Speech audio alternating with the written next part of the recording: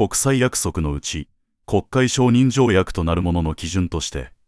いわゆる大平三原則があり、第一に国際約束に法律事項を含み、新たな立法措置が必要となる場合、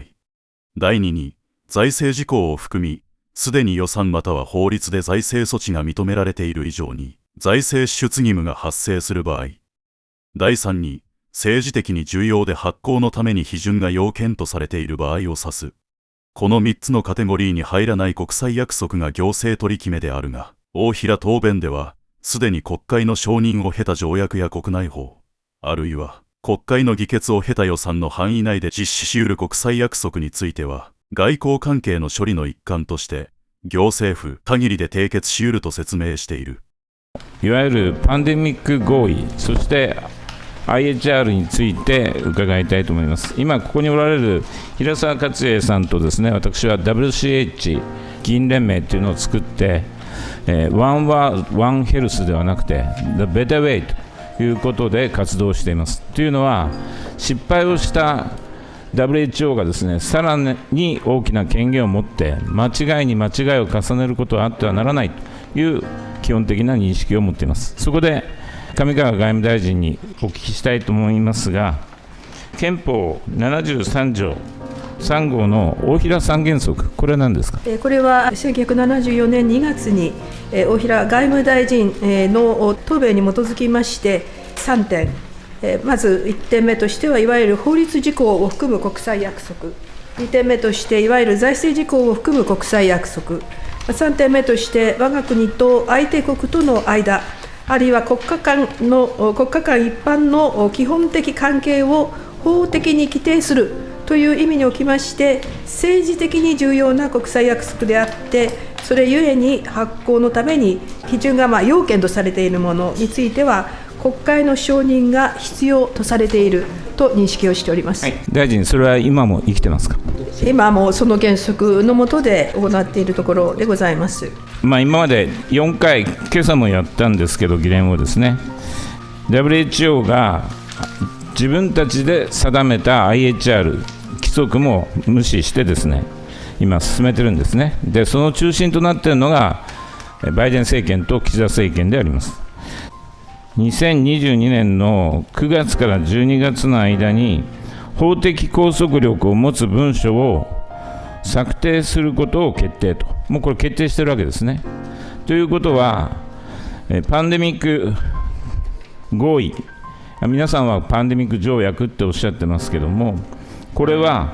今の大平三原則の中にあるものと考えてよろしいでしょうか。現在、交渉3カ国の間におきまして、その内容、また文書の具体的な形式、これを含めて議論が行われている状況でございます。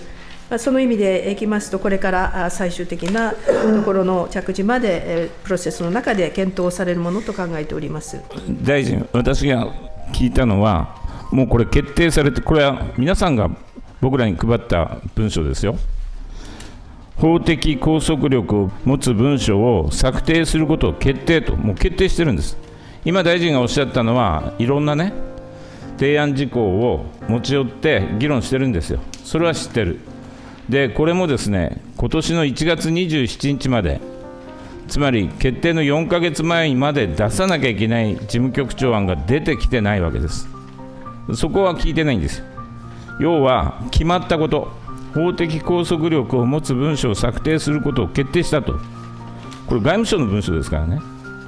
で、だとすると今冒頭申し上げた大平三原則からすると、これは国会の批准、国会の承認が必要ですねと、当たり前の原則を言ってるんですが、違いますか。WHO の検証についてということでございますが、これは昭和26年に国会に提出をして、その締結についご承認をいただいているところであります。この検証におきましては、検証聞いてないんですよ。僕は法的拘束力のことだけですよ。疾病の国際的蔓延を防止するために、できる限り多くの加盟国が採択された規制を同時に実施することが望ましい、こうした考えの下で、加盟国から構成される保健総会により採択された規則は、全加盟国に対して効力を有するとされているところであります。その意味で国際保健規則 IHR、これもそのような規則の一つであると認識をしております。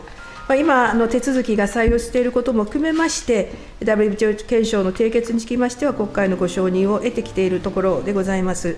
このため、個々の規則、また採択やその改正につきましては、逐一国会の承認を求めることとしておらず、我が国としてこれらを締結するという行為を取らずに、その拘束力を受け入れることになるところであります。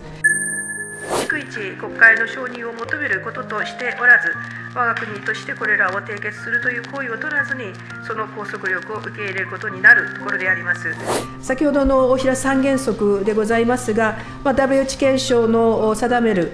手続きに基づきまして、規則の採択や改正が実際に行われた場合におきましては、効力発生までの間に政府としてしかるべく政省令の整備等の措置を取っているところであります。また必要に応じて法改正を国会にお願いする等の対応を取っているところでございます。大臣、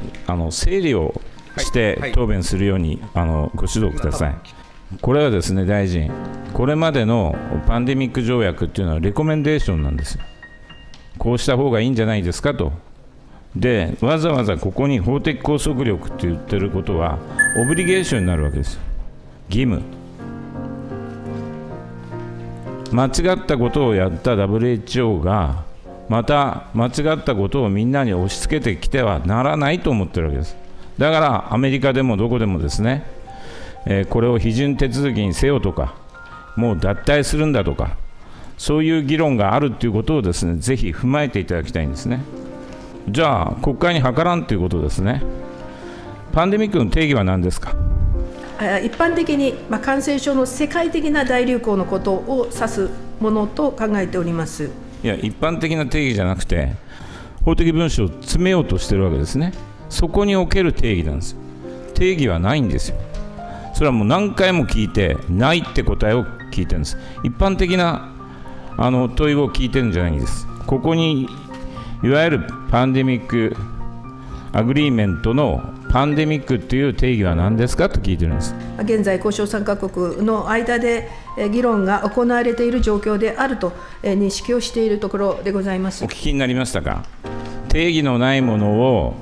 議論することほど危ういことはないんですよ。自分らでこれはパンデミックだと宣言すればですね、パンデミックになるかもわからないじゃないですか。本当に今日本どれぐらい超過死亡あると思われてます。40万人です。そして皆さんは世界で一番治験のしやすい国にするということでですね、今回レプリコンワクチンまでもう予算化されてるんですよ。大臣、ぜひ認識を共有したいのは、イミューンシステムっていうのはものすごく複雑なんですよ。免疫システムっていうのは DNA もそうです。簡単に触れちゃいけないんですよ。で、今回レプリコンをやるということで、世界の中でこれやったところありません。治験をしたところありません。そして普通はラットから霊長類で試験をして、それから人間に行くのをまっすぐ人間にやっちゃダメですよ。これどんなことになるかわからない。で、長い間体の中にそれが影響する。私たちは日本国民をモルモットにしちゃいかんと思ってるんです。だから今日ここで質問をしているわけです。そのことをぜひ分かっていただきたいと思います。